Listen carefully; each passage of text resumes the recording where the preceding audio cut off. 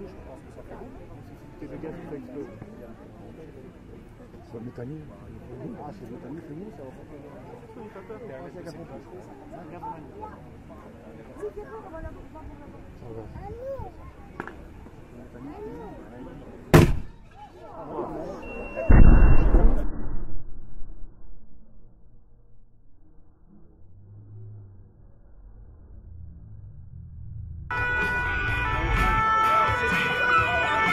Donc le premier engin qui se positionne.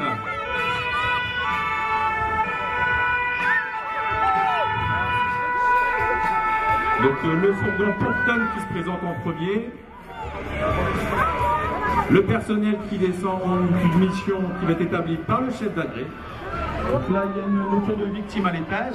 Le chef d'agré en premier lieu va le rassurer, lui demander de rester au bord de la balustrade, de faire signe. Et le personnel réparti en 4 pompiers, dont deux binômes, pour devoir établir le commandement donné par le chef d'agré. Donc la priorité sur toute intervention, bien sûr, ça sera toujours le sauvetage. Éteindre le feu dans une maison, c'est bien, mais ce qui compte surtout, c'est le sauvetage. Donc le sauvetage, ça sera une mission qui sera établie par l'un des binômes, tout en restant en sécurité, avec des moyens en eau. Donc là, vous voyez, ils ont la méthode pour dérouler les eaux. L'établissement des tuyaux, donc toujours avec...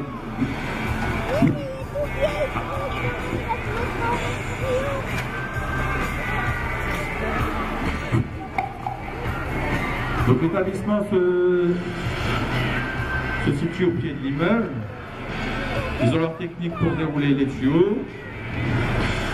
Donc vous voyez, il y a des petits tuyaux, il y a des grands tuyaux qu'on va venir brancher sur les pièces de jonction. Le personnel équipé avec leurs EPI complets, c'est-à-dire l'équipement de protection individuelle ou d'incendie. Ils vont avoir leur protection respiratoire, c'est-à-dire les bouteilles que vous pouvez voir sur le dos, c'est des bouteilles d'air comprimé, de manière à qu'ils puissent entrer dans le local enfumé tout en restant en sécurité. En même temps, le positionnement des engins, comme je vous ai dit tout à l'heure, est assez important car on laisse toujours un accès à l'échelle de pouvoir aller accéder aux étages supérieurs si le besoin est utile. Donc là, actuellement, le PA est en action. Donc, guidé par le conducteur qui est en bord de l'échelle, qui a un pupitre de commande. La personne qui est dans la nacelle a le même pupitre de commande et peut actionner l'échelle, c'est-à-dire il peut la développer, il peut la monter, il peut la descendre, il peut faire des rotations à droite et à gauche. Le fait d'avoir une nacelle est aussi une sécurité pour lui et en même temps pour la victime. Donc là, l'objectif, bien sûr, c'est de rassurer la victime, éviter qu'elle ne saute. La plupart du temps, les personnes, lorsqu'ils sont dans un incendie, il y a l'effet de panique et le fait de voir arriver l'échelle, ils vont se jeter dedans. Donc là, il faut toujours rester en contact avec la victime, la rassurer le maximum. Et tout en rapprochant l'échelle avec la nacelle et le pompier qui est à l'intérieur, il va pouvoir accéder à l'étage et la mettre en sécurité. Le personnel VSAV qui reste toujours à l'extérieur de l'intervention pour pouvoir récupérer la personne qui est blessée, qui aurait pris les fumées. Pendant ce temps-là, le personnel Porton qui ont eu leur mission d'incendie par leur chef sont en train de procéder à la reconnaissance de l'immeuble. Donc un binôme à l'intérieur, donc 2 pompiers. Et à l'extérieur, le deuxième binôme qui vont leur donner le petit coup de main pour faire filer les tuyaux de manière à cheminer le plus facilement possible.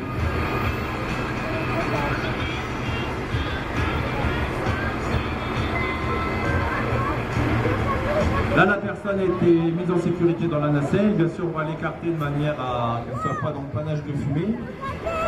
Et on va la déposer en dehors du rayon d'action de l'échelle, de manière que le personnel VSAV, qui est en train de sortir la civière actuellement, vont la réceptionner, la conditionner dans l'ambulance, et s'il faut avec le soin de l'équipe SAMU qui devrait être là, pour faire des soins un peu plus approfondis.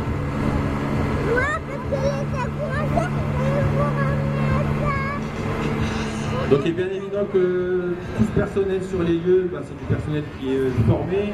C'est pour ça que notre journée se déroule toujours par minimum 2 heures de formation de manœuvre. Bon, il y a des manœuvres incendie, mais aussi les manœuvres secourisme. de manière que lorsqu'on arrive sur l'intervention, ça soit des automatismes et que tout le monde a son rôle bien défini, tout le monde a bien son rôle à jouer. On peut pas avoir 15 personnes au bout d'une lance, on ne peut pas avoir 15 personnes dans une échelle, donc tout le monde est bien réparti.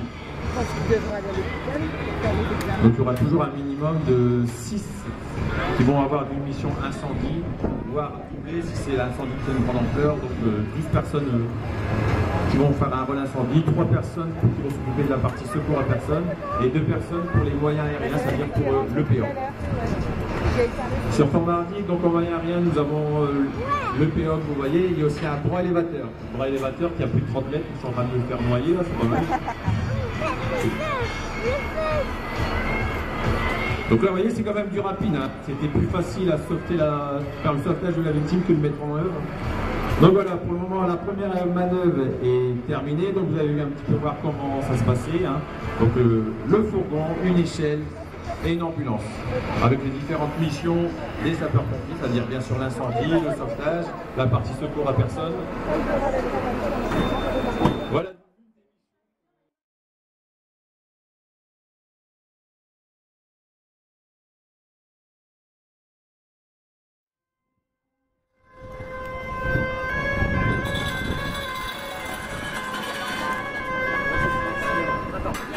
Merci de laisser la place pour convaincre par l'intervention.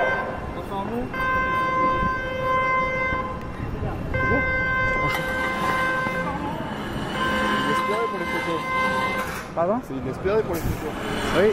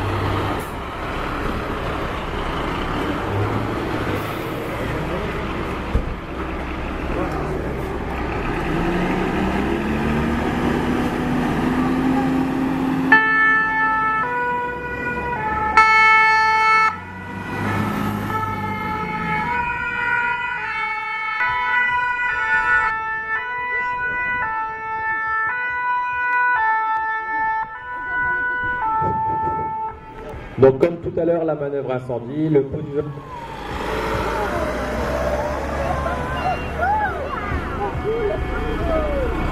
Dans le fond là-bas.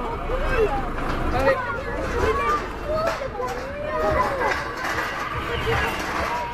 Ça regarde Fred, ouais. Comme la manœuvre incendie, donc tout à l'heure, le positionnement des engins, c'est la première chose à effectuer. L'ambulance qui rentre en premier.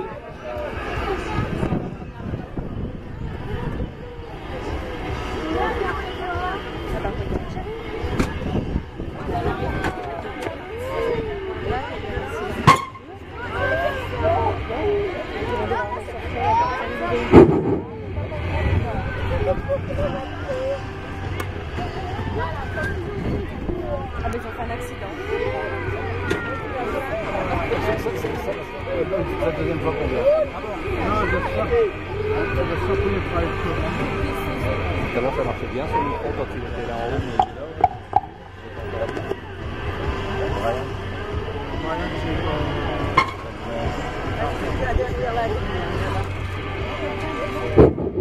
ouais. On va voir comment. On va regarder ma chérie. Je regarde les gens.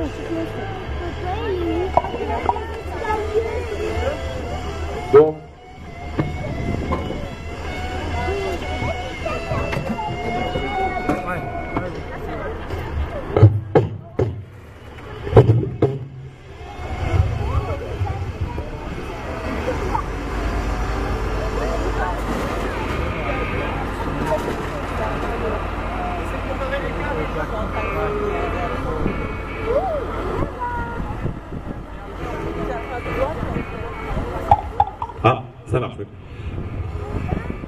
Donc les deux véhicules qui viennent de se mettre en place, donc l'ambulance qui aura une mission de secours à personne et le deuxième véhicule secours routier qui aura par contre pour mission de baliser et sécuriser le site de l'accident et en même temps de faire tout ce qui est à protection. Donc lorsque vous voyez le personnel de VSR avec les petits cubes que vous voyez, en fait c'est pour caler le véhicule.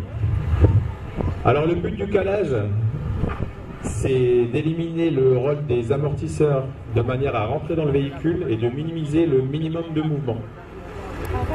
Si on suppose que la personne a un membre qui pourrait être fracturé, la moindre vibration ou choc à l'intérieur du véhicule, ben c'est la fracture qui va être mise à défaut.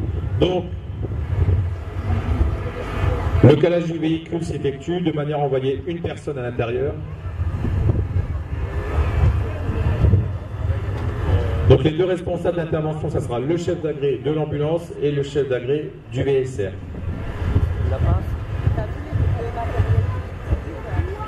Là, le véhicule est calé.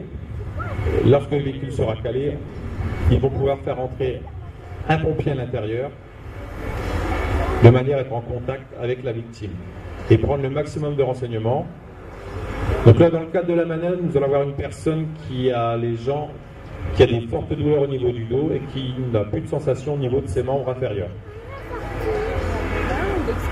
Pour une intervention où il y a une mission de désincarcération, il y aura toujours une équipe médicalisée sur les lieux, à savoir le SMUR qui va venir, médicalisé sur place.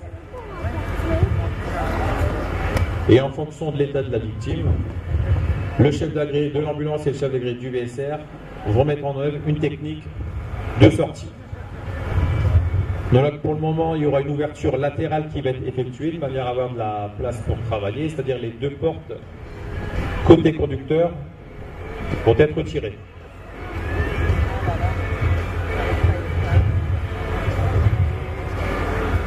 Donc en plus du balisage, il y a aussi la protection incendie. Donc vous voyez la lance qui est posée au niveau du sol, le tuyau noir, pour sécuriser en cas de feu.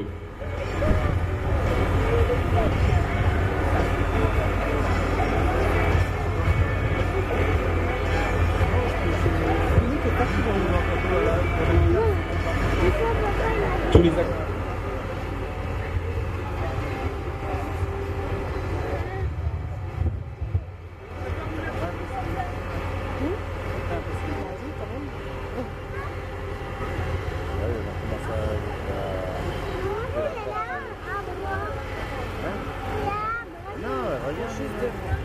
Donc le personnel VSR fait sa partie des couples, le personnel VSAB s'occupe à préparer le matériel pour positionner la victime et la réceptionner dans l'ambulance. Là actuellement, le personnel est en train de pincer l'aile avant de manière à créer une ouverture, de manière à voir la charnière. Et ensuite, il va pouvoir positionner le bout de la pince au niveau de la charnière pour faire sauter la portière.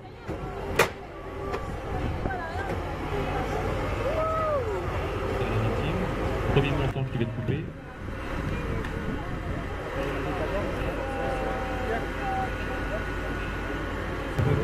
Donc lui s'empare de peut-être travailler en sécurité pour la victime. Voilà, dernier montant coupé. Ils vont le monter vers le haut pour le sortir à l'arrière du véhicule.